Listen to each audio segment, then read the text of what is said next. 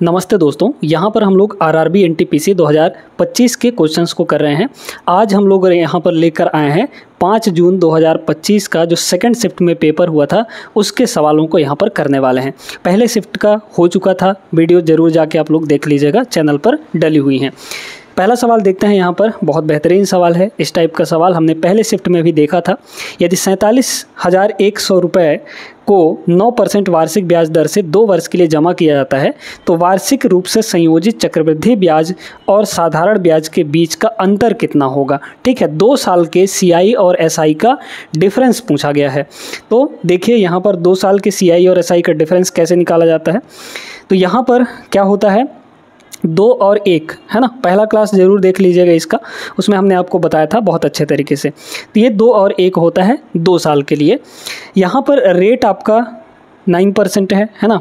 तो मान लीजिए कि प्रिंसिपल जो है वो हमारा कितना है, यहाँ पर 100 रुपये है।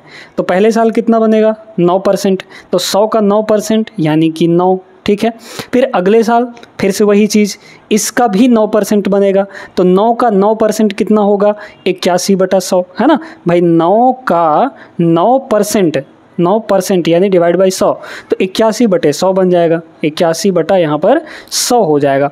अब ये जो पहला वाला होता है इसको छोड़कर बाकी जो बचे हुए हैं वो हमारे सीआई और एसआई के अंतर होते हैं। मतलब अगर हम इसको यहाँ मल्टीप्लाई कर दें तो कितना बनेगा, ये आपका देख लीजिए 81/100 ही होगा है ना। 81/100 इंटू 1 तो 81/100 ही होगा। ये आपके 2 साल के सीआई एसआई का अंतर है। मतलब हमें यही वैल्यू चाहिए। हमें क्या दिया है यहाँ पर, हमें दिया गया है मूलधन। तो मूलधन 100 की वैल्यू दी गई है, इसकी वैल्यू हमें चाहिए। ठीक है, 100 की वैल्यू कितनी है यहाँ पर, तो 1 की वैल्यू कितनी हो जाएगी, 47,100 डिवाइड बाई 100। तो ये 100 की वैल्यू हुई, हमें इतने की वैल्यू चाहिए तो इससे मल्टीप्लाई कर दीजिए, यानी 81 डिवाइड बाई यहाँ पर 100 हो जाएगा। बस यही आपका सीआई एसआई का अंतर होगा। काट दीजिए, 2 जीरो से आपका 2 जीरो कट जाएगा और ऊपर मल्टीप्लाई करना है यहाँ पर, तो मल्टीप्लाई कर लीजिए। ठीक है, पहले 1 से मल्टीप्लाई कर लीजिए, फिर 8 से मल्टीप्लाई कर लीजिए। अच्छा, 1 से मल्टीप्लाई करेंगे अगर, या फिर पहले 80 से मल्टीप्लाई कर देते हैं। ठीक है, तो 80 से मल्टीप्लाई अगर करेंगे तो पहले लगेगा 0, 8 एकम 8, 8 सत्ते 56, यानी यहाँ पर हो गया 6। ठीक है, फिर बचा 5, तो 8 चौके 32, 32 और 5 यहाँ पर हो गया 37। ये 80 हुआ। फिर एक बार और मल्टीप्लाई करना है तो एक बार और, यानी कि 471 हो जाएगा। दोनों को जोड़ लीजिए, डिवाइड बाई यहाँ पर हो जाएगा 100। कितना आ जाएगा देखिए तो यहाँ पर 1, ठीक है, फिर 8 और 7 15, यानी कि 51 आएगा लास्ट में, और डिवाइड बाई 100 होगा। तो डिवाइड बाई 100 करेंगे तो 0.51 हो जाएगा, क्योंकि लास्ट का 2 डिजिट छोड़ के पॉइंट लगेगा। 0.51 कहाँ है, ऑप्शन नंबर बी में, ये आपका करेक्ट आंसर होगा। आगे चलते हैं दूसरे प्रश्न पर। दूसरा सवाल यहाँ पर देखिए, ये है मेंसुरेशन का। एक लंबवृत्तीय शंकु का वक्र पृष्ठीय क्षेत्रफल आपको दिया गया है। यहाँ पर इसके आधार का व्यास यानी कि डायमीटर 100 सेंटीमीटर है, तो शंकु की ऊंचाई कितनी होगी। पहले यहाँ पर हम आपको शंकु बना के बताते हैं। ये है दोस्तों शंकु। ठीक है, तो इसका जो बेस होता है वो कैसा होता है, सर्कुलर होता है। ये आपका रेडियस हो गया और ये आपका यहाँ पर हाइट हो गया। ठीक है, अब इसमें देखते जाइए क्या क्या चीज़ें दी गई हैं। आपको डायमीटर 100 सेंटीमीटर दिया है, मतलब यहाँ से यहाँ तक डायमीटर दिया है 100, तो रेडियस कितना हो जाएगा, 50 हो जाएगा, यानी ये आपका 50 हो गया। फिर बोला गया तथा इसके आधार, अच्छा शंकु की ऊंचाई निकालनी है, मतलब ये हाइट हमें यहाँ पर चाहिए है ना। ये होता है दोस्तों एल। एल का मतलब यहाँ पर क्या हो जाएगा, तिर्यक ऊंचाई, स्लैंट हाइट है ना। अब इसका जो वक्र पृष्ठीय क्षेत्रफल दिया है, ये फॉर्मूला वैल्यू दिया गया है। अच्छा, वक्र पृष्ठीय क्षेत्रफल यानी कर्व्ड सरफेस एरिया का फॉर्मूला क्या होता है, शंकु के कर्व्ड सरफेस एरिया का फॉर्मूला होता है πr/l। ठीक है, कितना होता है, πr/l, πr इंटू एल। अब बताइए, ये चीज़ तो दिया गया है आपको, कितना है 6500 है ना, और यहाँ पर पाई इज इक्वल टू, ये है पाई, रेडियस आपको पता है 50 है, इंटू हाइट एल आपको यहाँ से निकाल लेना है। तो 0 से तो पहले 0 कटेगा, पाई से आपका पाई कटेगा, 5 बार में ये भी कटेगा, मतलब 13 × 5 = 65, 130 आ गया। तो यहाँ पर जो लेंथ है वो कितना आ गया, 130। ये वाला आपका 130 आ गया है। अब इसमें यहाँ पे आपका राइट एंगल ट्रायंगल बनता है। तो जब राइट एंगल ट्रायंगल बनेगा तो यहाँ पे आप ट्रिपलेट लगा सकते हैं।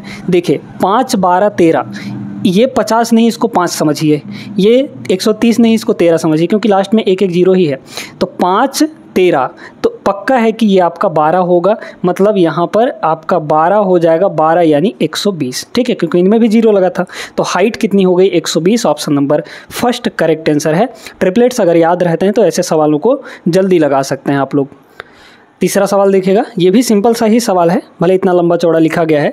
व्यक्तियों के एक समूह में पुरुष, महिलाएं और बच्चे शामिल हैं, उनमें से 20% पुरुष, 50% महिलाएं और बाकी बच्चे हैं। तो देखिए 20% यहाँ पर मेल हैं, 50% यहाँ पर फीमेल है, बाकी बच्चे कितने बचेंगे, 30%, क्योंकि टोटल 100% होना है। तो 20 और 50 70, 70 और 30 आपका यहाँ पर 100 हो गया, ठीक है। उनका औसत वजन आपको दिया गया है, इनका ले लीजिए रेशियो दोस्तों, तो यहाँ पर रेशियो आ जाएगा। रेशियो लेंगे तो 0 0 0 तीनों जगह से कट जाएगा।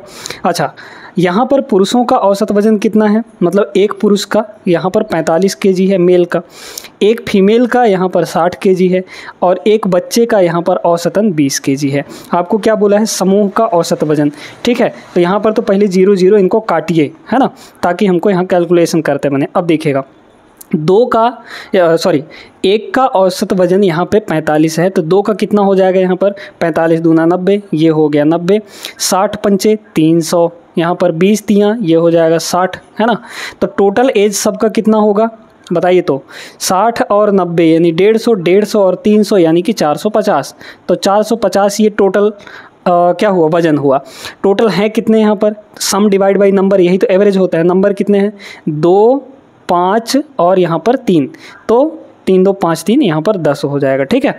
तो ये हो गया आपके पास, यहाँ पर कितना आ गया, सीधे 45 kg। तो 45 kg इस सवाल का करेक्ट आंसर है, ऑप्शन नंबर फर्स्ट होगा। आसान सा सवाल था, आगे चलिए।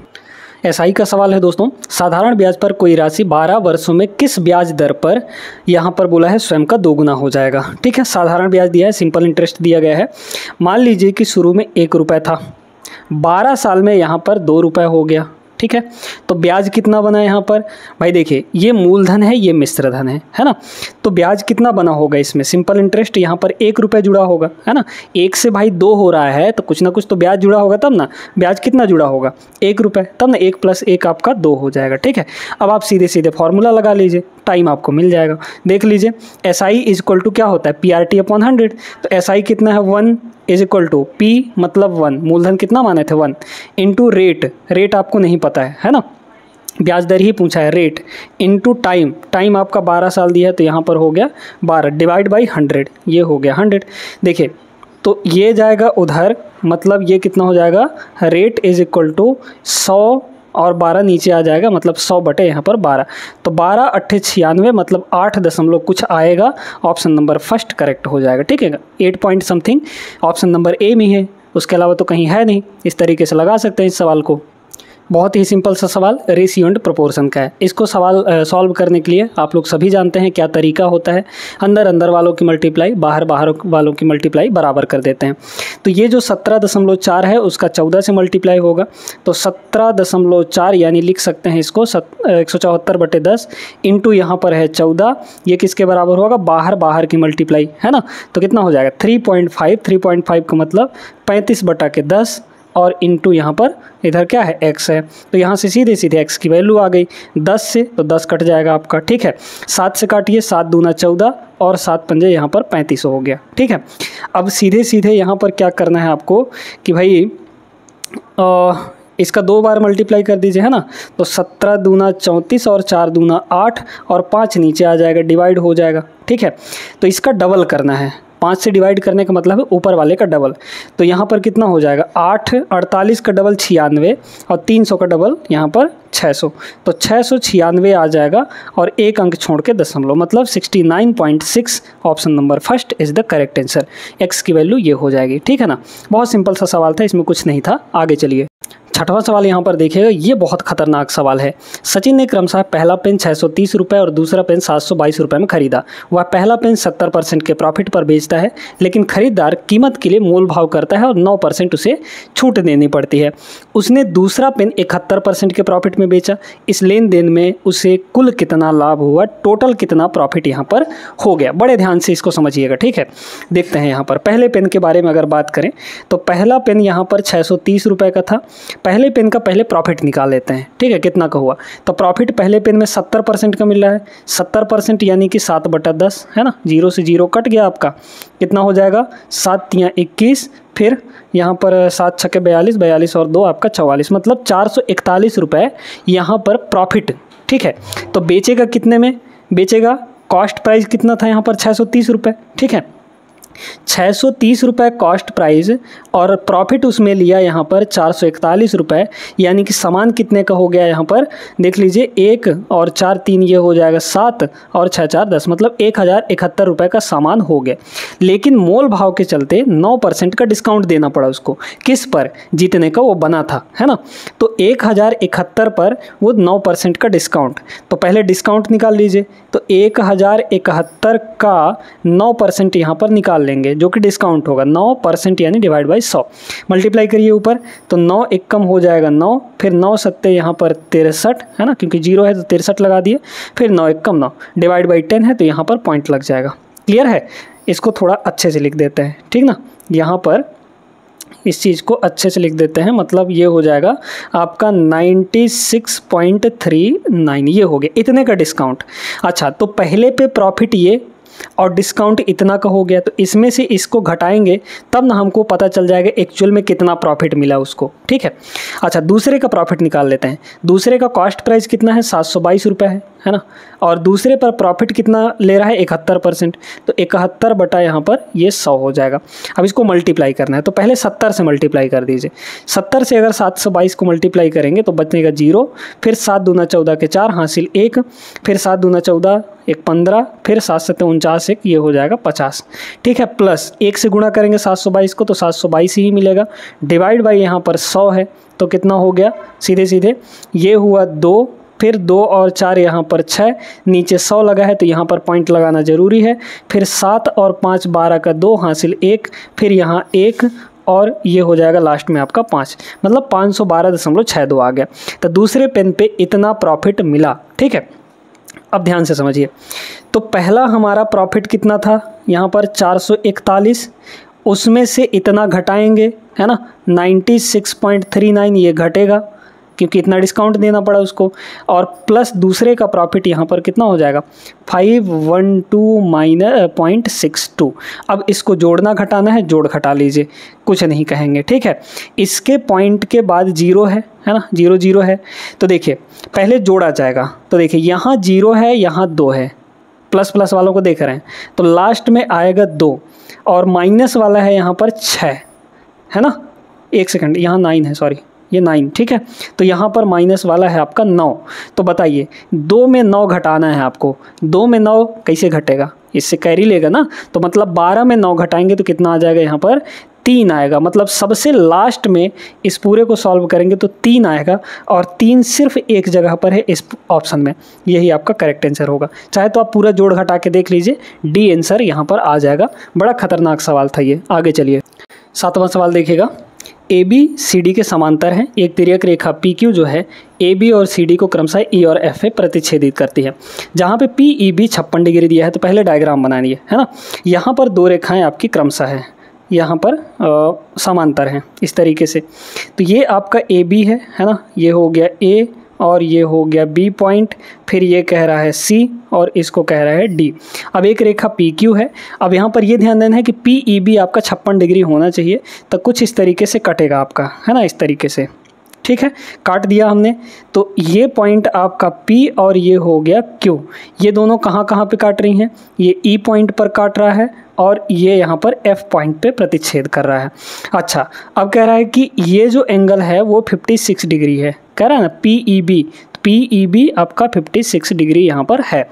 अब बोला गया कि G जो है AB और CD के बीच एक बिंदु क्रमशः इस प्रकार है कि BEG 32 है और GFE 47 है, तो EGF का माप कितना होगा। यहाँ पर बीच में कोई एक पॉइंट है ना, AB और CD के बीच में कोई एक पॉइंट है, इनको पहले मिलाइए इस तरीके से। ये कौन सा पॉइंट बना, यहाँ पर ये G पॉइंट है। अब बोला गया, सबसे पहले देखिए यहाँ पर BEG, तो BEG मतलब ये वाला जो एंगल है वो 32 डिग्री है, क्लियर। फिर इसके बाद बोला गया कि GFE, तो यहाँ पर G कहाँ गया, F और E, यानी ये एंगल आपको गिवन है कितना 47 के बराबर बोला गया है कि EGF।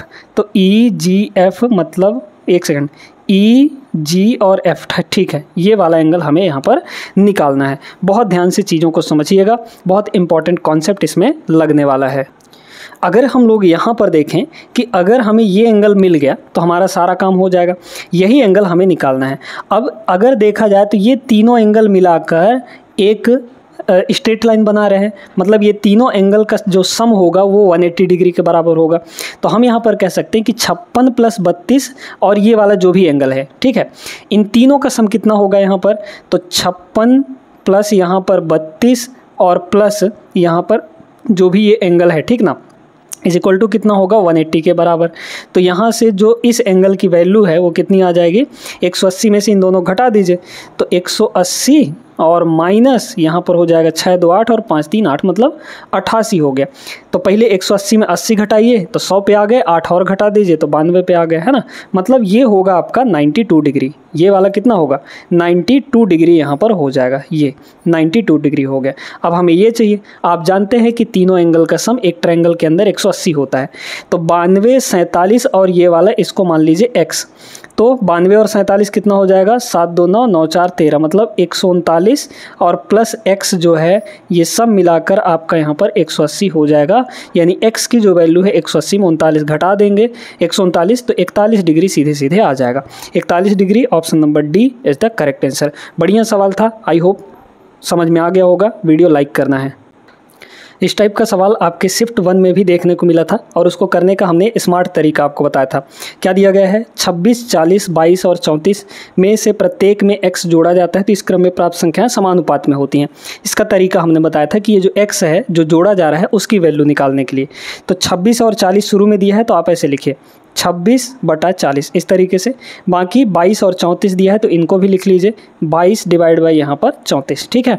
अब क्या करना है, आपको डिफरेंस लेना है। डिफरेंस कैसे, इन दोनों का डिफरेंस कितना आएगा 4 के बराबर, इन दोनों का डिफरेंस कितना आएगा यहाँ पर 6 के बराबर आएगा, है ना, 34 6, ठीक है।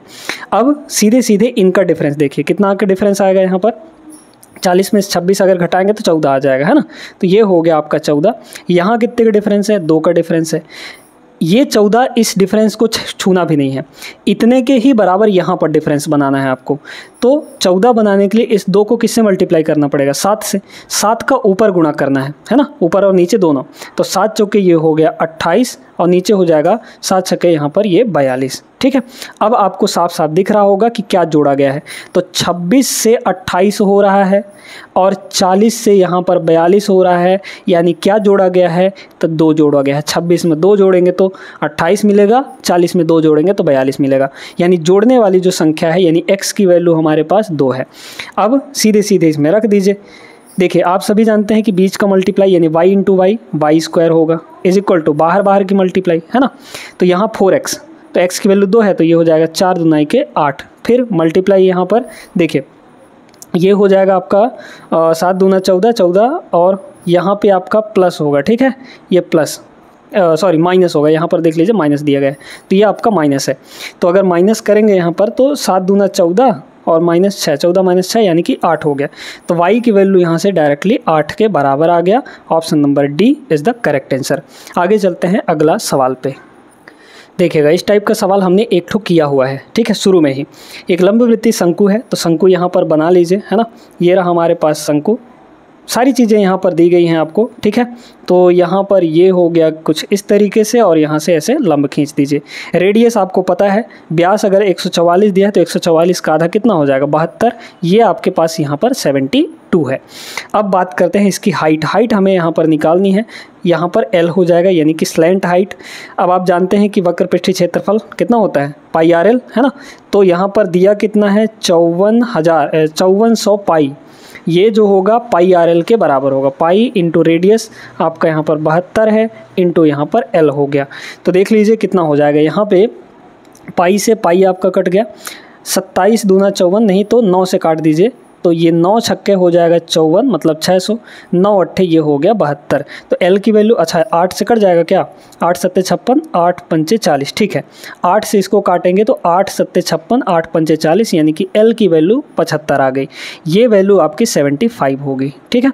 अब यहाँ पर बड़े ध्यान से आपको समझना है, ठीक है, ध्यान से इसको समझिएगा।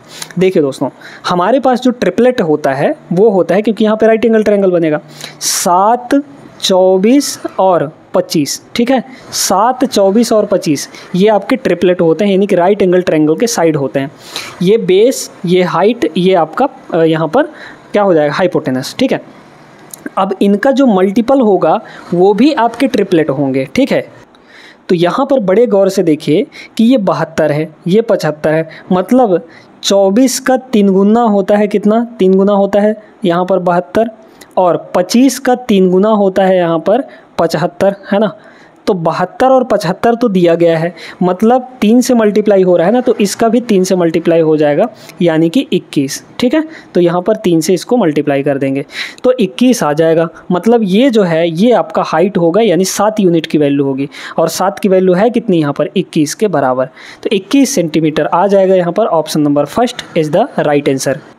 टाइम एंड डिस्टेंस का सवाल है, बढ़िया सवाल। 37 किलोमीटर की दूरी तय करते समय एक व्यक्ति ने देखा कि 1 घंटा 5 मिनट तक साइकिल चलाने के बाद उसके द्वारा तय की गई दूरी शेष दूरी की 4/3 है, ठीक है। उसकी चाल कितनी होगी ये निकालना है। देखिए बहुत ध्यान से इसको समझिएगा कि चाल जो होता है वो डिस्टेंस अपॉन टाइम होता है। हमें सबसे पहले यहाँ पर डिस्टेंस, टाइम आपको पता है 1 घंटे 5 मिनट, डिस्टेंस निकालना है। तो उसके द्वारा जो तय की गई दूरी है, यानी डिस्टेंस जो है, डिस्टेंस वो कितनी है, शेष दूरी का 4/3 है ना। तो यहाँ पर 4/3 दिया गया है, यानी कि ये शेष दूरी है, ठीक है। क्या बोला है, शेष दूरी का बोला है, तो उसकी वैल्यू नीचे रहेगी। ये आपकी शेष दूरी है, और ये जितना ये वो दूरी है जितना वो चला है, ठीक है। अभी तक अब ये बताइए, तो चला 4 और यहाँ पर बचा है 3, तो टोटल कितना हो जाएगा, 4 और 3 यहाँ पर 7, और टोटल है कितनी दूरी यहाँ पर 37 किलोमीटर। तो 7 की वैल्यू 37 है, तो 1 की वैल्यू कितनी हो जाएगी, 37/7 किलोमीटर। चला कितना है यहाँ पर 4 यूनिट, तो 4 से मल्टीप्लाई कर देंगे, यानी कि चली गई दूरी हमें मिल गई, ठीक है। ये मिल गया, तो इसको मल्टीप्लाई करिए चाहे मत करिए, अभी बस रहने दीजिए। तो चली हुई दूरी ये रही आपके पास। तो चली हुई दूरी कितनी हो गई, 37 × 4 / 7 ये दूरी है। हमें क्या निकालना है, speed. Speed equal to distance upon time. Time कितना है, 1 घंटा 5 मिनट। इसको घंटे में बदल लीजिए, 1 घंटा और प्लस 5 मिनट का मतलब होता है 1/12, है ना। 5 मिनट का मतलब 1/12। कैसे, 5/60 करेंगे तो घंटे में बदलेगा, 5/60 यानी 1/12, मतलब 12 × 12 एक 13/12 हो गया ये। तो टाइम कितना हुआ, 13 / यहाँ पर 12। इसको कैलकुलेट करिए, ये 12 आपका ऊपर जाएगा। तो देखिए पहले 37 × 4 कर लीजिए, 3 चौके 12, 120, 7 चौके 28, 120 और 128, 148 आ जाएगा, है ना।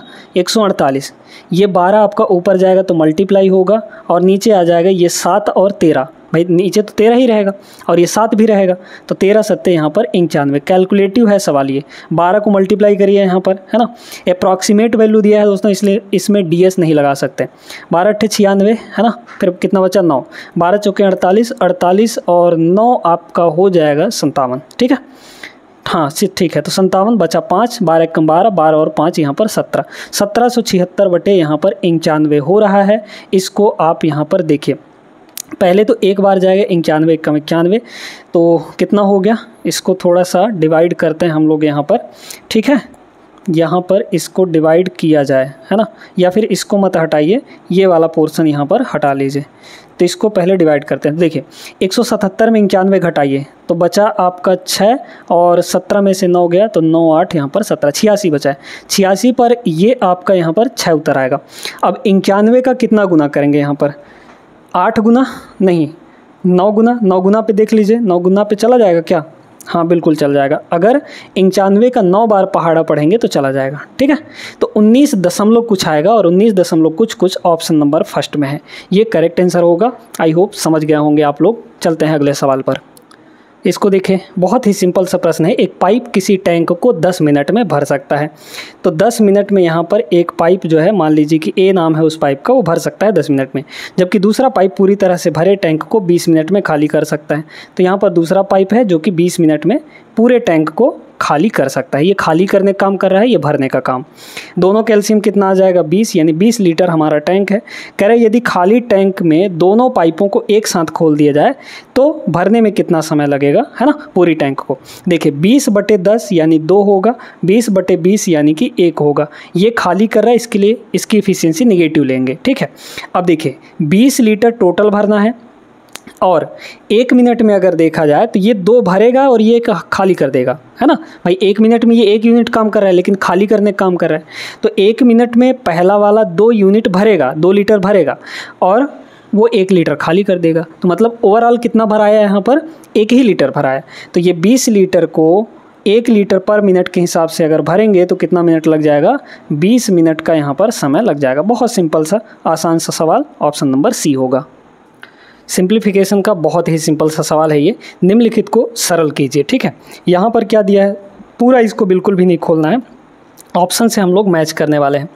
a+b का होल स्क्वायर है, मतलब पहले एक्स स्क्वायर वाले को चेक करिए। देखिए a स्क्वायर होगा मतलब 2x का स्क्वायर यानी कि 4x स्क्वायर होगा, ठीक है। यहाँ का कितना होगा आपका, देखिए तो x का स्क्वायर हो जाएगा, तो ये हो गया x का स्क्वायर, लेकिन इसके साथ माइनस लगा है तो माइनस आएगा। मतलब 4x स्क्वायर में से अगर हम x स्क्वायर घटाएंगे तो 3x स्क्वायर शुरू में बनेगा। 3x स्क्वायर कहाँ कहाँ है, इस वाले में है और इस वाले में है, मतलब बी ऑप्शन नहीं होगा, डी ऑप्शन नहीं होगा, इन दोनों में से कोई एक होगा। अब आप यहाँ पर इस वाले टर्म को चेक करिए क्या होगा। इसका जो कांस्टेंट टर्म है क्या बनेगा, 3 का स्क्वायर 9 बनेगा और इसका कांस्टेंट टर्म 1 का स्क्वायर 1 बनेगा। यहाँ लगा है माइनस तो होगा माइनस, यानी 8 आएगा। तो 8 कहाँ पर है, 8 आपके यहाँ पर फर्स्ट ऑप्शन में है। ये वाला आंसर आपका नहीं होगा, फर्स्ट ऑप्शन करेक्ट हो जाएगा, ठीक है। बस ये था इसमें, बाकी पूरा सॉल्व करेंगे तो उसमें थोड़ा और समय लग जाएगा। क्लियर है, आगे चलते हैं। टाइम एंड डिस्टेंस का ये सवाल बड़ा खतरनाक दिख रहा है। एक टैक्सी स्टैंड से 2 टैक्सी 28 मिनट के अंतराल पर यहाँ पर 74 किलोमीटर की चाल से चलना शुरू करती हैं 28 मिनट के अंतराल पर। मतलब पहले एक ठो निकल गई होगी और उसके 28 मिनट बाद दूसरी निकली होगी, लेकिन दोनों की जो स्पीड है वो बराबर है 74 kmph 74 kmph की, ठीक है। दोनों टैक्सी एक ही दिशा में यात्रा तय कर रही है। टैक्सी की ओर विपरीत दिशा से आ रहा एक व्यक्ति टैक्सियों से 10 मिनट के अंतराल पर मिलता है, आदमी की चाल कितनी होगी। बहुत प्यारा सा प्रश्न है। देखिए दोस्तों, मान लीजिए कि इस पॉइंट से स्टार्ट कर रहे हैं, ठीक है। तो 28 मिनट में पहला वाला, भाई 28 मिनट बाद दूसरा शुरू करेगा दूसरी टैक्सी, तो पहला वाला 28 मिनट में कुछ दूर तो पहुंच गया होगा, वो दूरी हमको निकाल लेनी है। तो देखिए 28 मिनट में कितना दूर जाएगा, 74 की स्पीड से। तो स्पीड यहाँ पर 74, मान लीजिए कि दूसरा वाला यहाँ पर पहुँच गया, ठीक है। तो कितना डिस्टेंस होगा, स्पीड आपकी कितनी है, स्पीड आपकी 74 है, into time, speed into time ये होता है डिस्टेंस, ठीक है। टाइम कितना है 28 मिनट, तो 28 मिनट यानी यहाँ पर 60 से डिवाइड करना पड़ेगा, तब ना घंटे मिलेगा हमको ये, क्योंकि ये किलोमीटर पर आवर में था। काट लीजिए या फिर अभी इतना ही रहने दीजिए। तो ये रहा हमारा डिस्टेंस, ठीक है। ये रहा डिस्टेंस कि 28 मिनट में पहला वाला यहाँ से यहाँ पहुँच जाएगा और दूसरा वाला जो है 28 मिनट जस्ट यहाँ से स्टार्ट करेगा। चूँकि दोनों की स्पीड बराबर है ना, तो ये भी 74 की स्पीड से आगे बढ़ेगा अब, और ये भी 74 की स्पीड से आगे बढ़ेगा। तो जब दोनों की स्पीड बराबर है तो दोनों के बीच का जो डिस्टेंस है वो बराबर बना रहेगा, यानी कि इतना ही बना रहेगा, ठीक है। तो डिस्टेंस डी यहाँ पर बना रहेगा। अब इसमें बोला गया कि सामने से एक आदमी आ रहा है, ठीक है। उसकी स्पीड हमको नहीं पता है, मान लीजिए कि x है, सामने से एक आदमी आ रहा है x की स्पीड से, और जब वो पहले वाले को मिलता है उसके जस्ट 10 मिनट बाद वो दूसरे वाले को मिलता है। मतलब वो जो आदमी यहाँ से यहाँ तक क्रॉस किया, पहले वाले टैक्सी से दूसरे वाले टैक्सी को क्रॉस किया, तब उसको 10 मिनट का टाइम लगा। क्लियर है, ये बात समझ गए। तो अब चूंकि इनका डिस्टेंस तो नहीं चेंज हो रहा है, तो मतलब इसी डिस्टेंस को यहाँ से लेकर यहाँ तक उसको चलने में कितना समय लग जाएगा, ये 10 मिनट है। और जब टाइम आपको दे रखा है तो सीधे सीधे हम लोग यहाँ पर निकाल सकते हैं स्पीड किसकी, आदमी की। अब बताइए रिलेटिव स्पीड यहाँ पर लगेगा। रिलेटिव स्पीड कैसे, भाई ये दोनों चल रहे हैं 74 के स्पीड से इधर, ठीक है, 74 की स्पीड से चल रहे हैं, ये उधर से आ रहा है x के स्पीड से, तो स्पीड चूंकि दोनों विपरीत दिशा में है तो विपरीत दिशा में रिलेटिव स्पीड जुड़ जाता है। सेम डायरेक्शन में रिलेटिव स्पीड घटेगा और विपरीत दिशा में रिलेटिव स्पीड जुड़ जाएगा। तो इनकी स्पीड कितनी हो गई, 74 प्लस x हो गई, है ना, relative speed 74 plus x। It speed equal to distance upon time होता है। डिस्टेंस कितना है यहाँ पर, ये वाला डिस्टेंस, क्योंकि इसी को कवर करेगा वो, तो यहाँ पर हो गया 74 इंटू 28 डिवाइड बाई यहाँ पर 60, ये हो गया डिस्टेंस अपॉन टाइम, ठीक है, डिवाइड बाई टाइम। तो डिवाइड बाई टाइम यहाँ पर कितना है, 10 मिनट का है, ठीक है, तो 10 मिनट, ठीक है, 10 मिनट, मिनट का मतलब यहाँ पर डिवाइड बाई 60 कर देंगे, बस कट गया, है ना, 60 से ये 60 आपका कट जाएगा, इन दोनों को मल्टीप्लाई करके डिवाइड बाई 10 कर देंगे। तो सीधे सीधे यहाँ पर मल्टीप्लाई कर लीजिए, है ना। पहले हम लोग क्या करें कि 30 से मल्टीप्लाई कर देते हैं, 74 को 30 से मल्टीप्लाई कर देते हैं और फिर उसमें 2 गुना घटा देंगे, है ना। 28 को 30 माइनस 2 लिख सकते हैं, 30 से गुणा करिए तो हो जाएगा 0, और 3 चौके 12 का 2 हासिल 1, 3 सत्ते 21, 21 और 1 यहाँ पर 22, उसमें से घटाना कितना है, 74 का दुगुना, 74 का दुगुना होगा 7 दूना 14 और ये हो जाएगा, घटा लेंगे, डिवाइड बाई 10 अभी आपको करना है। तो कितना हो गया यहाँ पर 10 में से 8 गया 2 हो जाएगा, 11 है ना, 11 में से यहाँ पर 4 गया तो 7 हो गया, फिर यहाँ 1 बचा होगा मतलब 21, तो 21 में 1 गया तो यहाँ पर 20 हो गया, ये हो गया। डिवाइड बाई 10 करेंगे क्योंकि ये 10 बचा हुआ है तो इतना आ जाएगा। तो x की जो वैल्यू है यहाँ पर, इस पूरे की वैल्यू 207.2 है, और ये 74 उधर जाके घट जाएगा, यहाँ हो गया 74, है ना, ये हो गया 74, तो लास्ट में यहाँ पर 0.2 आएगा क्योंकि ये 0.0 है, तो 2 में से 0 घटाएंगे तो यहाँ पर 0.2 आ जाएगा, और बाकी इनको घटाएंगे तो 7 में से 4 गया यहाँ पर 3 और 20 में 7 गया 13 हो जाएगा। तो 133.2 is the correct answer, option number D. बढ़िया सवाल था, आई होप समझ गए होंगे आप लोग। चलते हैं अगला सवाल पे। इस सवाल को देखिए, बहुत अच्छा सवाल है। m का वह मान ज्ञात कीजिए जिसके लिए ये पूरा इक्वेशन सेटिस्फाई हो जाए, ठीक है, ये रहा m, अब इसको निकालना है हमें। देखिए 29/4, 4/29 और यहाँ है 29/4, लेकिन इसके बराबर में आपको 4/29 दिया है, मतलब इधर वाले सारे बेस को हमको 4/29 में बदल लेना है क्योंकि उधर 4/29 है।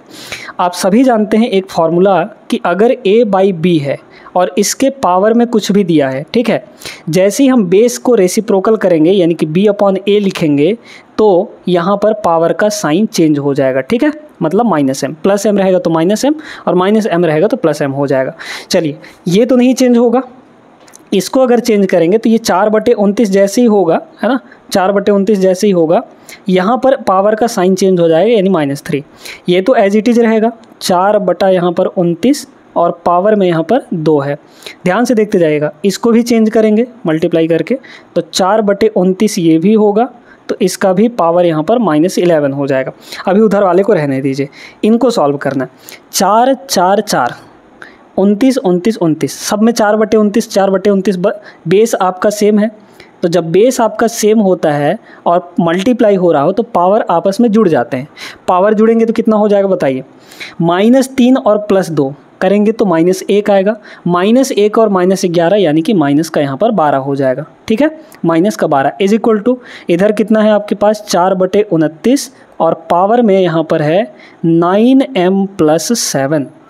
क्या यहाँ 4/29 यहाँ 4/29 बराबर नहीं है क्या, बेस बराबर है तो पावर भी इक्वल होने चाहिए, मतलब यहाँ से इसका पावर और इसका पावर दोनों को बराबर कर देंगे तो 9m + 7 इज इक्वल टू -12 हो जाएगा।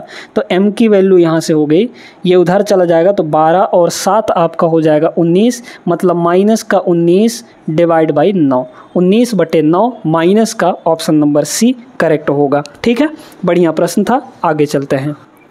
ये सवाल दोस्तों थोड़ा सा नया बनाने का प्रयास किया गया है ना, पाइप एंड सिस्टम का है। 2 पाइप ए और बी 3700 लीटर की एक टंकी को क्रमशः 9 घंटे और 6 घंटे में भर सकते हैं, ठीक है। ए जो है और बी ये क्रमशः ये 9 घंटे में भर सकता है, ये 6 घंटे में, तो 9 और 6 का एलसीएम कितना हो जाएगा, टोटल कैपेसिटी एलसीएम आपका 18 आ गया, ठीक है। लेकिन एक्चुअल में टोटल कैपेसिटी कितनी दी गई है 3700, 18 की वैल्यू यहाँ पर 3700, बड़े ध्यान से देखते जाएगा, सवाल तगड़ा है, ठीक है। अब इसमें कह रहा है कि उन्हें एक साथ खोल दिया जाए तो 6400 लीटर की एक खाली टंकी को भरने में कितने घंटे लगेंगे। बहुत ध्यान से देखना, ये 18 है, 18/9 करेंगे तो एफिशिएंसी 2, 18/6 करेंगे तो एफिशिएंसी 3। ये 1 घंटे में 2 यूनिट भरता है, ये 1 घंटे में 3 यूनिट भरता है। ठीक है, हमको भरना कितना है? अगर इसको देखा जाए तो देखिए 3700 की वैल्यू आपका 18 है, हमें 6400 लीटर भरना है, तो 6400 की वैल्यू कितनी हो जाएगी बताइए? तो 1 की वैल्यू कितनी होगी यहाँ पर? इस 37 को नीचे ले आइए, है ना, तो 18 बटे यहाँ पर हो जाएगा 3700। ठीक है, ये हो गया मल्टीप्लाई, क्योंकि भाई हमें 6400 की वैल्यू चाहिए, तो 6400 की वैल्यू मल्टीप्लाई कर देंगे यहाँ पर 64, इतना भरना है हमें। तो 2 0 से 2 0 कट जाएगा, और यहाँ पर कुछ तो कटेगा नहीं, कटेगा जब नहीं तो ऊपर है 18 इंटू यहाँ पर 64 डिवाइड बाई ये हो जाएगा 37। अब बड़े ध्यान से देखना है, हमको इतना ही भरना है, हमको इतना ही भरना है, और 1 घंटे में दोनों मिलकर कितना भरेंगे? ये 2 यूनिट, ये 3 यूनिट, यानी कि दोनों मिलकर 1 घंटे में 5 यूनिट भरेंगे। तो यहाँ से डायरेक्टली टाइम निकालने के लिए टाइम इज इक्वल टू क्या होता है? वर्क अपॉन इफिशियंसी, इतना भरना है डिवाइड बाई यहाँ पर दोनों की इफिशियंसी 5 हो जाएगी। ठीक है, तो बस 18 गुणे यहाँ पर 64 डिवाइड बाई ये हो जाएगा 37, और डिवाइड बाई 5 करेंगे तो यहाँ पर 5 आ जाएगा। तो 37 पंचे बस आप देख लीजिए, क्योंकि कुछ तो कटेगा नहीं, और आपके ऑप्शन उसी तरीके से दिए गए हैं। अच्छा 1 सेकेंड, ठीक है, 8 चौके 32, मतलब नीचे तो आपका 185 आएगा, फिक्स है, 185 सभी में दिया है। यूनिट डिजिट लगाइए, 8 और 4 यानी 8 चौके 32, ऊपर आपका 2 आना चाहिए शुरू में, यहाँ 9 है, यहाँ 2 है, यहाँ 9 है, यहाँ 3 है, तो 2 सिर्फ इसी में है, यही आपका हो जाएगा आंसर, यानी 1152 divide by 185 is the correct answer. I hope सभी लोग को क्लियर हो गया होगा। चलते हैं अगले प्रश्न में। ये तो आपका सीधे सीधे रेशियो का सवाल है। क्या दिया गया है? x बटे वाई 2/5 है। ठीक है, x डिवाइड बाई वाई यहाँ पर कितना है? 2/5। क्लियर है। फिर कह रहा है y बटे Z, Y divide by Z जो है वो आपका 4/7 है। ठीक है, यहाँ y की वैल्यू 5 है, यहाँ y की वैल्यू 4 है, नाइंसाफ़ी हुई, दोनों को बराबर करिए। 4 और 5 कैल्शियम 20 होता है, 20 दोनों को बनाना है, तो यहाँ 4 से मल्टीप्लाई, मतलब यहाँ भी 4 से मल्टीप्लाई। ठीक है, इसको 20 बनाने के लिए यहाँ 5 से मल्टीप्लाई, तो नीचे भी 5 से मल्टीप्लाई। अब बराबर हो गया, y की वैल्यू 20 यहाँ भी है, y की वैल्यू 20 यहाँ भी है, तो z की वैल्यू 7 पंजे 35 और x की वैल्यू यहाँ पर कितनी हो गई? 4 दूना 8। ठीक है, अब देखिए बड़े ध्यान से समझना है। कह रहा है 15,120 को एक्स वाई जेड तीनों में वितरित किया जाता है, तो एक्स वाई जेड की सबकी धनराशियाँ बतानी है। देखिए टोटल कितना होगा? एक्स है आपका 8, वाई है आपका 20 और जेड है आपका 7 पंजे 35। तो टोटल रेशियो में कितना हुआ? 20 और 8 28, या फिर ये हो गया 55। 55 को अगर हम लोग जोड़ दें 8 से, तो 8 5 13 यानी कि 63, तो 63 हुआ। और 63 टोटल रेशियो में 63 हुआ टोटल पैसा, और एक्चुअल में टोटल पैसा कितना है यहाँ पर? 15,120। ठीक है, 63 की वैल्यू ये हो गई। तो हमें सिर्फ एक का निकालना है, क्योंकि सब अलग अलग दिया गया है, तो किसी एक की वैल्यू निकाल लीजिए आप तो। ठीक है, तो चलिए यहाँ पर जेड की वैल्यू निकालते हैं। जेड कितना है यहाँ पर? 35 है, या फिर सबसे सिंपल आपको 8 दिख रहा है ना, नहीं 35 से लगा लेते हैं, क्योंकि कुछ ना कुछ कट जाएगा। 35 की वैल्यू यानी जेड की वैल्यू निकालते हैं, तो 35 की वैल्यू कितनी हो जाएगी यहाँ पर? देखिए 15,120 बटे यहाँ पर 63, ये हुआ 1 यूनिट का वैल्यू। हमें चाहिए यहाँ पर 35 की, तो 35 से मल्टीप्लाई कर दीजिए।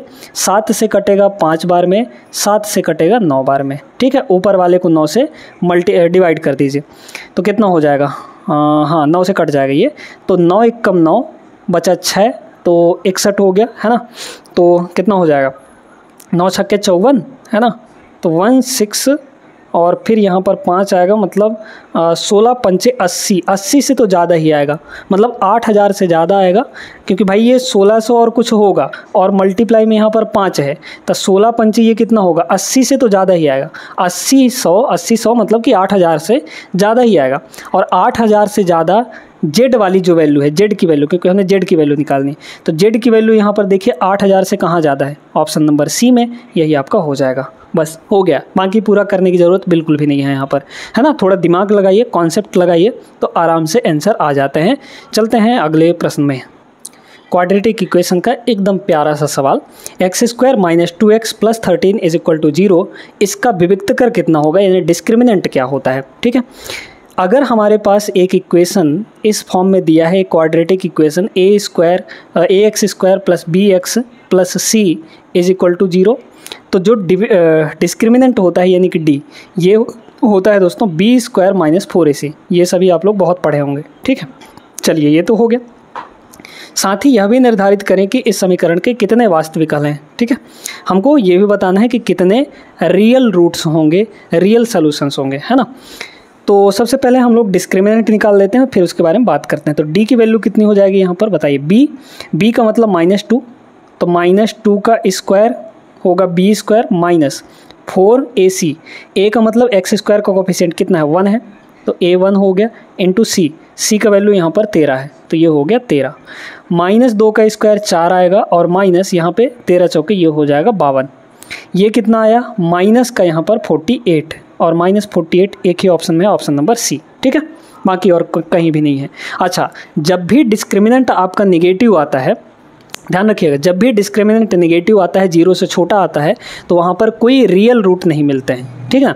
अगर 0 से बड़ा आएगा डिस्क्रिमिनेंट आपका, तो वहाँ पे 2 अलग अलग रूट मिलेंगे। लेकिन अगर d की वैल्यू कहीं 0 आ गई, तो फिर दोनों रियल रूट तो होंगे लेकिन बराबर होंगे दोनों, ठीक है। क्लियर है। तो यहाँ पर C option is the correct answer. इसके कोई रियल रूट नहीं होंगे क्योंकि ये वैल्यू नेगेटिव आया है। क्लियर है ना। आगे चलिए, ये सवाल है सांख्यिकी का यानी स्टैटिस्टिक्स का। क्या दिया है, 12 विद्यार्थियों की सांख्यिकी विषय में अंक जो हैं x और ये सब कुछ दिया गया है, जहाँ x और y क्रमशः न्यूनतम और उच्चतम अंक है, ठीक है। मिनिमम वैल्यू क्या है, x है, और मैक्सिमम मार्क्स कितने हैं, y हैं। यहाँ पर आपको x दिया गया है और यहाँ पर y दिया गया है, ठीक है। अंकों का जो परास है, परास का मतलब होता है रेंज, जो रेंज दिया गया है, और औसत अंक यानी एवरेज मार्क्स वो क्रमशः 70 और 64 है। यानी रेंज आपका 70 है और औसत एवरेज आपका 64 है, ठीक है। बहुत ध्यान से इसको समझना है आपको। चलिए अब देखते हैं यहाँ पर कि क्या हम लोग कर सकते हैं इसमें। गौर करिएगा, परास का मतलब समझिए, रेंज का मतलब होता है मिनिमम वैल्यू और मैक्सिमम वैल्यू के बीच का डिफरेंस, ठीक है। तो मैक्सिमम वैल्यू कितनी है, y है, पहले ही बोल दिया है, और मिनिमम वैल्यू क्या है, x है। तो इन दोनों के बीच का जो डिफरेंस आएगा वही हमारा रेंज होगा, और रेंज दिया कितना है, 70 के बराबर। y माइनस x आपका 70 होगा, ठीक। अब बात करते हैं इनके एवरेज के बारे में, ठीक है। एवरेज कैसे निकालना है, हमारे पास जो वैल्यू दी गई हैं उन वैल्यू को अगर देखा जाए तो पहले तो डायरेक्टली जोड़ लीजिए, है ना। एवरेज की वैल्यू, एवरेज का मतलब क्या होता है, सम डिवाइड बाय नंबर। 12 विद्यार्थी हैं तो डिवाइड में 12 होगा, लेकिन सबसे पहले जोड़ना पड़ेगा सबको। तो पहले तो x को लिख लीजिए, है ना, x, और फिर यहाँ पर ये वाला y है, इसको लिख लीजिए, प्लस बाकी सबको देखिए। बाकी सबको अगर यहाँ पर देखा जाए तो देखिए 8 और 5 13 जोड़ रहे हैं, ठीक है। 13 और 6 19, 19 और 8 27, है ना, 9 8 17 27, 27 और 3 30, 30 5 35, 35 1 36, 36 और 9 हो गया 45, 45 और 3 48, 48 और 0 48 से रहेगा, ठीक है। तो 48 का यहाँ पर 8 बचा 4, 4 और 2 6, 6 3 9, 9 5 14, 14 और 7 21, 21 और 6 आपका 27, 27 और 6 33, है ना, 33 और 8 41, 41 और 7 यहाँ पर 48, 48 और 8 56, 56 और 8 आपका हो जाएगा 64, ठीक है। तो 64 हो गया टोटल यहाँ पर, यानी कि ये आ जाएगा 648। ये जो डिवाइड बाई, अच्छा एवरेज है, डिवाइड बाई 12 करेंगे, और ये एवरेज दिया गया है आपको 64 के बराबर। तो x प्लस वाई यहाँ से कितनी आ गई बताइए, तो x प्लस वाई, 12 उधर जाएगा मल्टीप्लाई होगा, 12 चौके 48 का 8 बचा 4, 12 चौके 72, 72 और 4 यानी कि 76, 768 माइनस इसमें ये 648 घटा देंगे तो 648 आपका घट जाएगा। 76 में 64 घटाएंगे 12 बचेगा, है ना, यानी 120। तो x प्लस वाई 120 है और y माइनस x जो है वो आपका 70 के बराबर दिया गया है। आप इसमें ऑप्शन का प्रयोग करिए, बहुत आसानी से आएगा। दोनों वैल्यू का सम 120 आना चाहिए। यहाँ दोनों को जोड़ेंगे 130 आएगा, ये वैल्यू नहीं होगा। इन दोनों को जोड़िए 6 आएगा लास्ट में, नहीं होगा ये, है ना, क्योंकि 120 लाना है। इन दोनों को जोड़िए, देखिए 25 और 95 120 ये आएगा आपका। इन दोनों को जोड़ेंगे 120 नहीं आएगा, ये नहीं होगा। सिर्फ ऑप्शन नंबर सी हमारा मैच कर रहा है। Option number C is the correct answer, ठीक है। क्लियर है सभी को, आई होप समझ गए होंगे। चलते हैं अगले सवाल पर। हाइट एंड डिस्टेंस का सवाल है दोस्तों, आराम से बन जाएगा, है ना। कह रहे एक शीर्ष मीनार के शीर्ष का भूमि पर स्थित एक बिंदु से उन्नयन कोण 30 डिग्री है, वह बिंदु मीनार के पैर से पाद से 48 मीटर दूर है, तो मीनार की हाइट कितनी होगी। बहुत सिंपल सा, बहुत आसान सा प्रश्न है ये। कुछ इस तरीके से आपका बना गया है। क्या कह रहा है, 30 डिग्री है, ठीक है। एंगल ऑफ एलिवेशन कितना है, 30 डिग्री, तो ये आपका 30 डिग्री हो गया, है ना, 30 डिग्री। हाइट एंड डिस्टेंस वाली जो क्लासेस हमने करवाए थे वो उनमें आपको पूरा कॉन्सेप्ट सिखाया गया है दोस्तों। तो हाइट एंड डिस्टेंस वाला कॉन्सेप्ट आप लोग ज़रूर सीख लीजिएगा। जो अंडर ग्रेजुएट लेवल वाला पेपर अभी आ रहा है ना, उसके लिए बहुत काम का चीज़ें हैं ये, ठीक है। तो रेलवे वाली जितनी भी क्लासेस हैं वो आप लोग कर लीजिएगा। हर एक चैप्टर का चैप्टर वाइज प्लेलिस्ट बनाया गया है, प्लेलिस्ट में जाके आप लोग देख सकते हैं। आ जाइए इस पर। क्या कह रहा है, जो बिंदु है, चलिए ये तो मीनार हो गया, मीनार से कुछ दूरी पर ये बिंदु है हमारी, है ना। तो बिंदु और मीनार के पाद की दूरी कितनी है, 48 मीटर, मतलब ये आपका 48 मीटर है। कह रहा है हाइट निकालना है, ये वाली वैल्यू। हमने आपको बताया था कि अगर ये 30 है, ये तो पता है कि 90 होगा, अगर ये 30 है तो ये 60 होगा, क्योंकि ये दोनों मिलाकर 90 होने चाहिए, तब ना तीनों मिलाकर 180 होगा। तो 90 और ये दोनों 90, 90 90 180।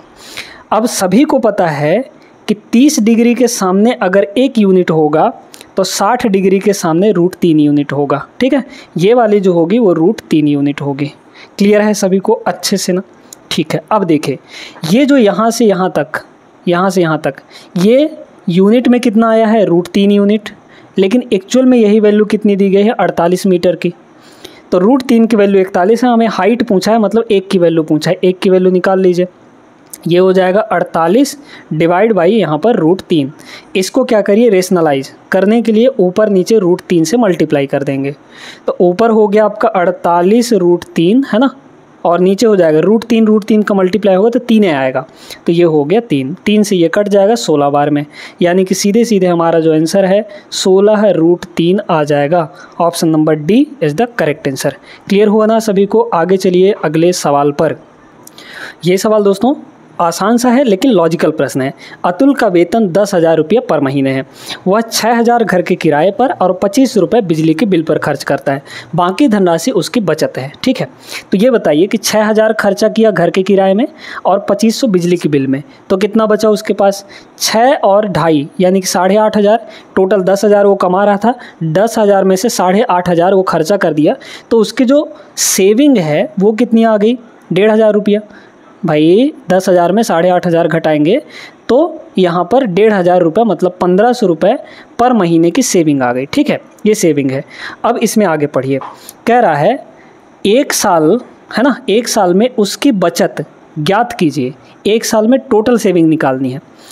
यदि उसके जन्मदिन के महीने में उसने अपनी सारी मासिक बचत जन्मदिन मनाने पर खर्च कर दी। देखिए मान लीजिए कि टोटल 1 साल था, मतलब 12 महीने, 12 महीने से जिस महीने में उसका बर्थडे था उस महीने का जो सारा सेविंग था उसने अपने जन्मदिन मनाने पर खर्च कर दी।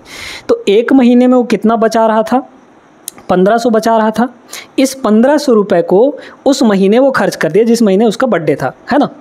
तो 1500 रुपये खर्च हो गया 1 महीने का, तो बचाएगा कितना, हर महीने वो 1500 रुपये बचा रहा है और 1 महीने का खर्च वो कर दिया है, तो सिर्फ और सिर्फ 11 महीने का बचा पाएगा वो।